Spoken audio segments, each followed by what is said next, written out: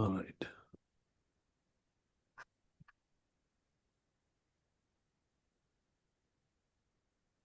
So last week we were reading about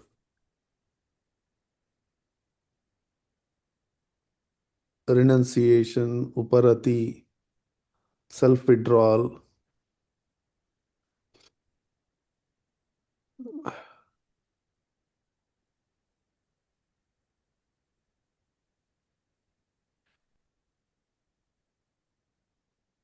and then we are entering into the points near the eighth chakra.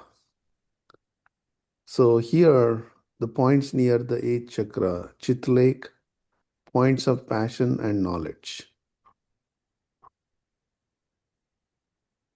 So we'll understand today about this Chitlake. If you see the position here,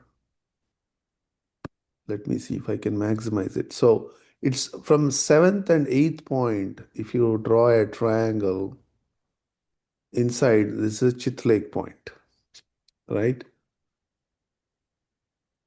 So if you zoom in and see here, let me maximize it a little bit so that it's visible.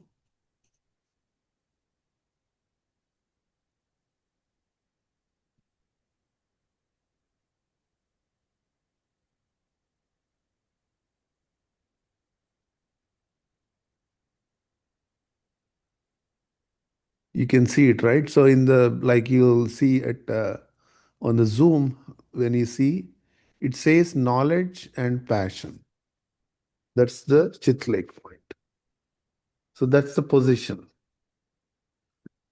So we'll understand what this does and what are the effects of the being at the Chitlake. Okay. Let me zoom it back.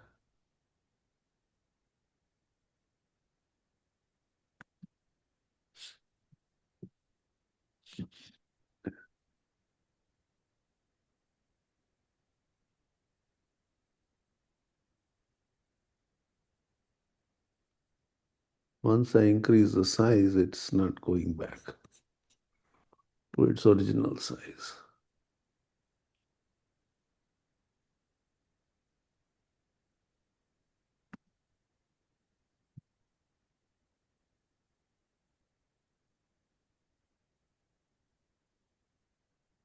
Okay, that's fine. So the points of passion and knowledge. There are three other points near eighth chakra, Chitlake, points of passion and knowledge. So these are the 3 points. These points play a vital role in contributing to inner peace. I describe these points while we are at the eighth chakra because of their physical proximity. However, the work at these points has been occurring from the very start of your practice. The essential practices of heartfulness meditation and sitting facilitate the work at these points. So, the flowering of which contributes to the inner peace. If you were to draw 1 inch lines from the seventh and the eighth chakras towards inside of your head, forming a triangle, the meeting point of these lines is where you will find there are 3 points: Chitlake, knowledge point, and passion point, bunched together like grapes. So, Chitlake is a constant flow of thoughts that descend from the mind, is generated by a chakra called Chitlake. Chit means consciousness, and the lake conveys the source from which the thoughts descend. The current or thought flow from the Chitlake descends, passes through the fifth chakra, and dives into 3 branches. Two of them flow towards the first chakra, and the third flows towards the second chakra.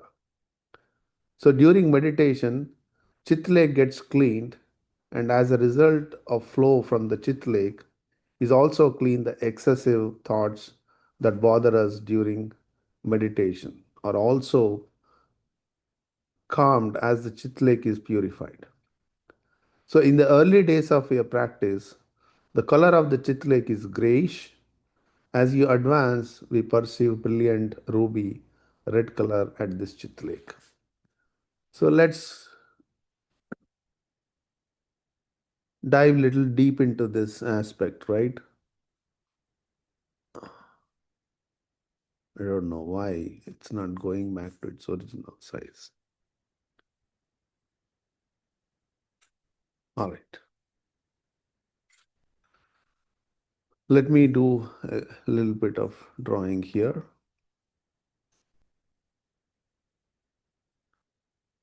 So, like as you see, right,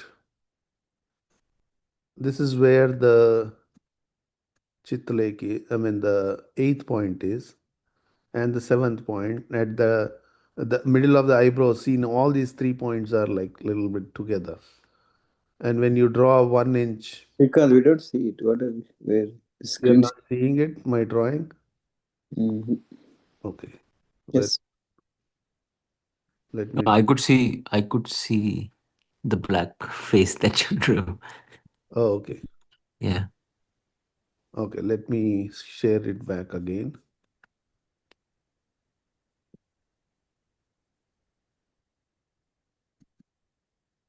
Okay, I'm sharing my desktop. Yeah.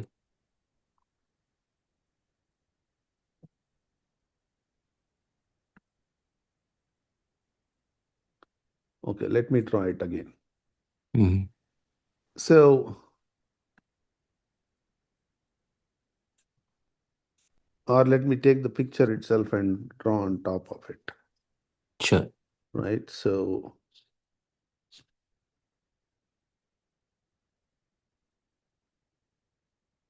here's our picture. Okay, here is our picture, right? So,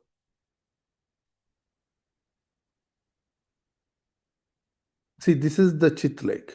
I mean, the Chitlake is a point where all the thoughts are basically from the mind region are descending down. So, it becomes a point, it's a lake of thoughts, pool of thoughts. So, from here, and this is the sixth point, and where is our fifth point? Fifth point is somewhere here. And this is the third point, fourth point, second point, and first point. So from Chit Lake, it is descending downwards like this to the fifth point. And from the fifth point, it goes into the first point and the second point, the currents. It's basically, it won't go just like this. So there is a point X you have to draw, and from X you have to connect to the first point and the second point. See, that is what is described here, right? So let's read it again.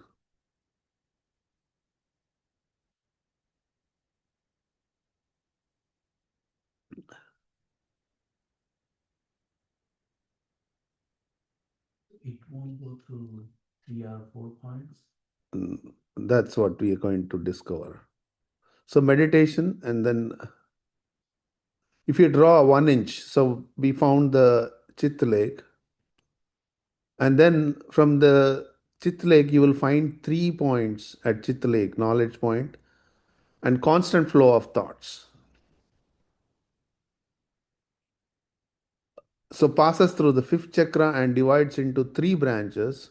Two of them flow towards the first chakra, and the third branch flows towards the second chakra. So here there are two, it branches into two, and I'll tell you what those two branches are as we read through this. So during meditation, the chitlake gets cleaned. As a result, the flow of the chitlake is also clean. So the excessive thoughts that bother us during meditation are also calmed as the Chitlake is purified. In the early days of your practice, the perceived color is the grayish, and then as the Chitlake becomes clean and activated, it turns into the ruby red.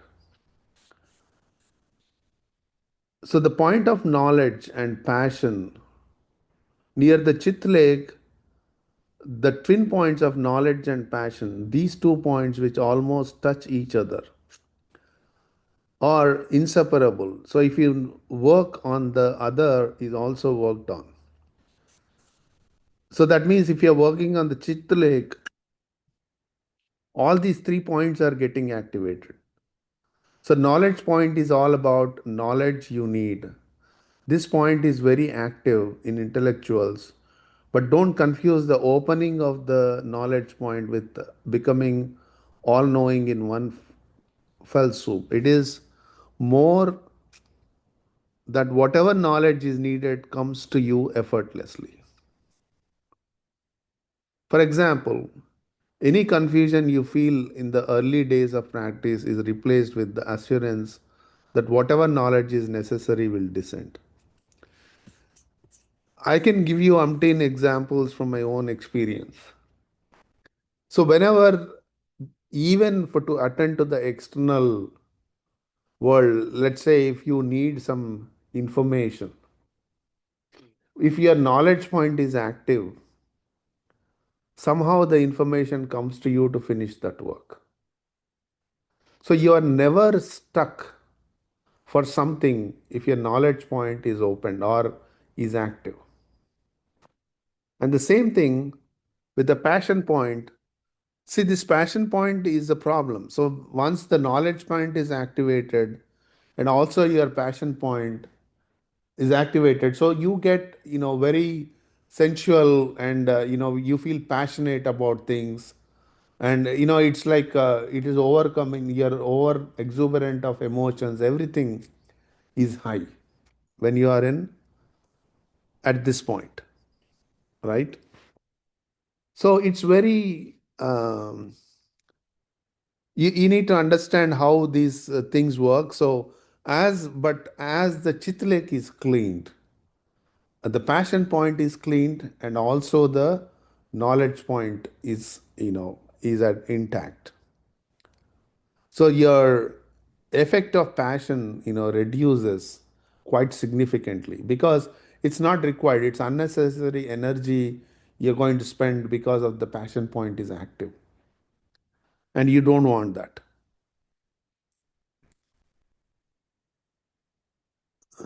So often at some level we like to be believe that passions have felt left us behind. So many people want to suppress their passion because they think it is not conducive to spiritual growth.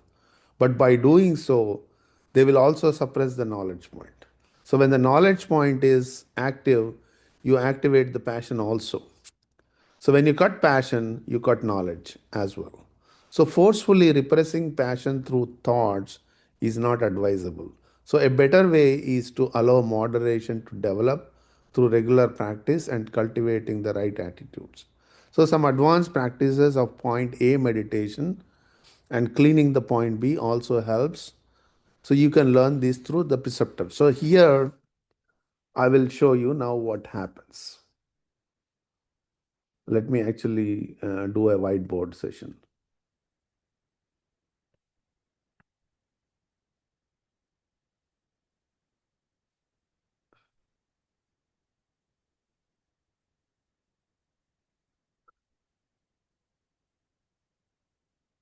Okay.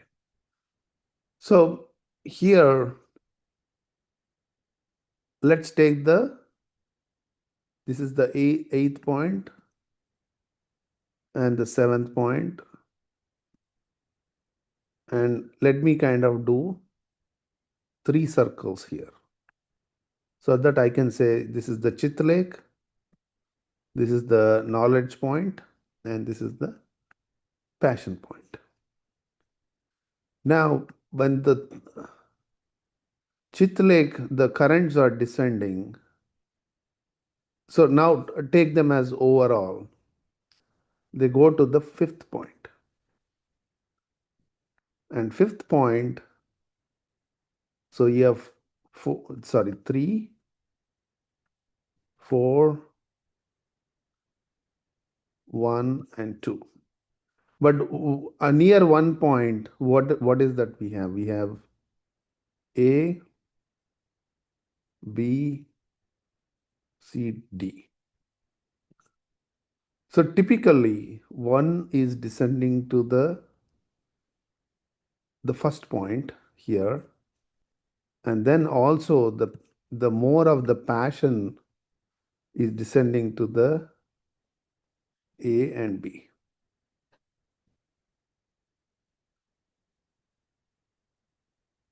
So this is the second one, and then it is also going to the second. So initially, this going to the second point before, for anyone who is not practicing meditation, it's a very feeble dotted line, and or it almost doesn't exist. This flow doesn't exist for someone who is not practicing meditation. So it's pretty much going to this, and all the worldly impressions are from going to see, they go all the way back to the Chitlake. So there's an upward also, which is not described in the book, but the sea, I mean, all the thoughts, impressions we are gathering from the external world are going back, like it's a feedback mechanism. So when we do point A meditation, see, this is where the point A meditation helps a lot. Otherwise, we succumb to our passion. Point A meditation and point B cleaning. These two are very important for our spiritual progress because it regulates this passion point.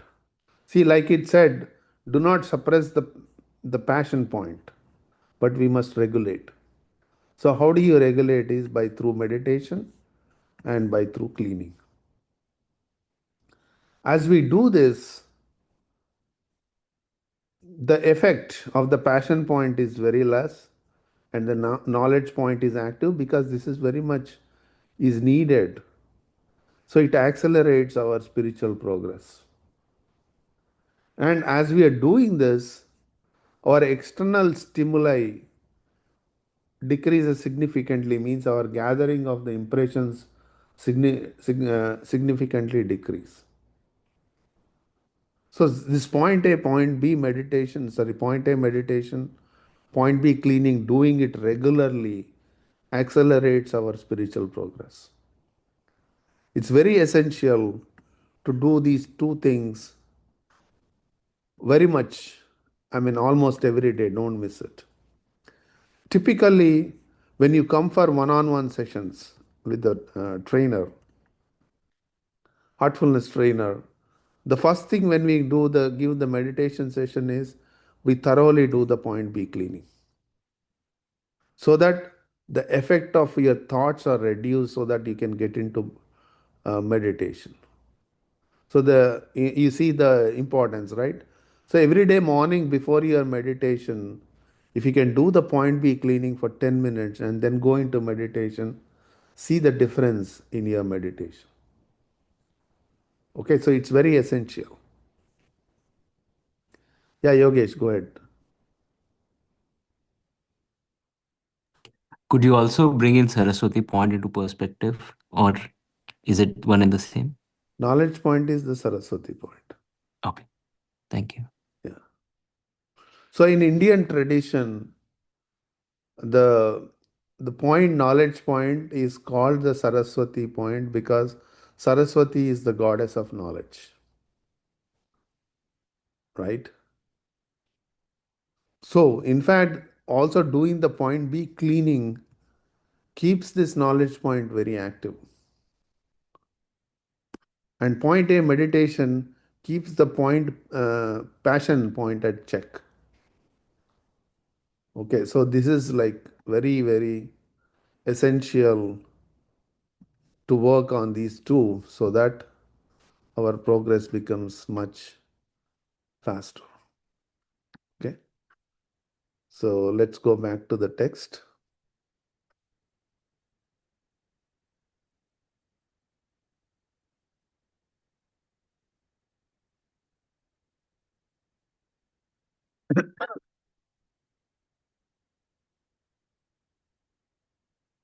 Let me.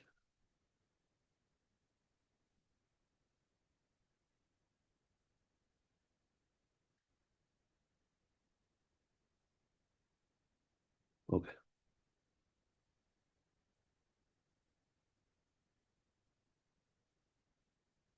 So as you move, so we talked about point B also helps you. You can learn from these from the preceptor. And I believe most of you already know how to work with point A and point B. If not, please let me know so that I can share that information. I have a very good document for that. So as you move forward from the eighth chakra, the state of surrender blossoms to create a new level of openness to life. Even without us being aware, we accept everything that comes our way. So, I mean, understand this aspect of surrender. What is surrender? Surrender is not something you are giving up yourself or you are subjecting yourself to something, and then you are in some way you are. The the general idea of surrender is to give up, and then you pretty much give all the controls to the god or the guru or whoever. That's a very general idea. But the real aspect of surrender is where you become totally open to every aspect of life. You accept every aspect of life and you don't resist anything. When the resistance is removed, the grace can descend into your heart, and you should be able to perceive these conditions, and your sensitivity to these conditions improves significantly. So, surrender is not giving away, surrender is more becoming more accepting to whatever we are facing. So, the same attitude is applied in meditation. I accept whatever happens in our meditation. See, a lot of times we complain, I have too many thoughts in my meditation. Why? Because we are resisting those thoughts. When we resist, it becomes a problem. Anything, everything, when we resist in our life becomes a problem. When we accept and move on, then we have a very proper way of understanding life. So the eye is fixed on the goal, and the feeling of one's insignificance as compared to the grandeur of the source takes root in our heart. So here, I mean, the insignificance is also not that I am nothing. It's not like that. When we start allowing this higher to flow in, we see this grandiousness of the higher, and the lower self sort of start acknowledging this higher. That lower self acknowledging the higher is what is insignificance is. It's not about I'm nothing, I'm too low, I'm too small, nothing of that sort. Okay. So self reflection. Can you recall an example of how you let go a situation in life, and what did that teach you about yourself? Would a life not guided by seeing things as good and bad brings you comfort in peace?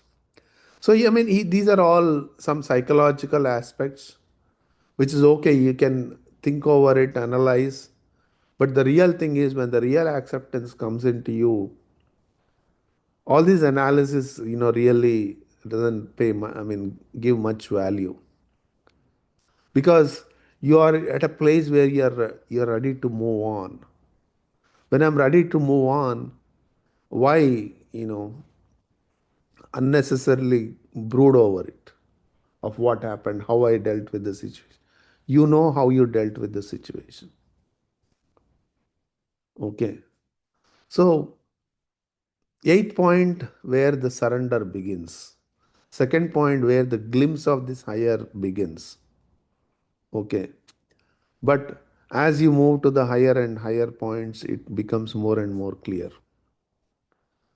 So this insignificance, I mean, we kind of touched upon that we're going to learn on this ninth chakra, how this insignificance, blossoms at this level. Okay, any questions thus far or comments? I have a question. Yes. With the point A meditation, Uh-huh. I always think of it, okay, it's something you do before you go to sleep with the evening prayer. But, I haven't been that consistent with it. So, point A meditation, can you do any time during the day or even more than once a day? I mean, it's because when at your days end, like before your bedtime prayer, if you can do point A, it is more beneficial because that's when you're, hitting the bed. You do by your point A meditation and then you do your bedtime prayer and then you're hitting the bed. So it's a last but one activity for it to be more effective. But if you feel like if you are overwhelmed with any of your emotions, you can always do it anytime. But that's the best time to do this point A because you are letting go all the passions of the day and then getting into the sleep mode. Okay, thank you.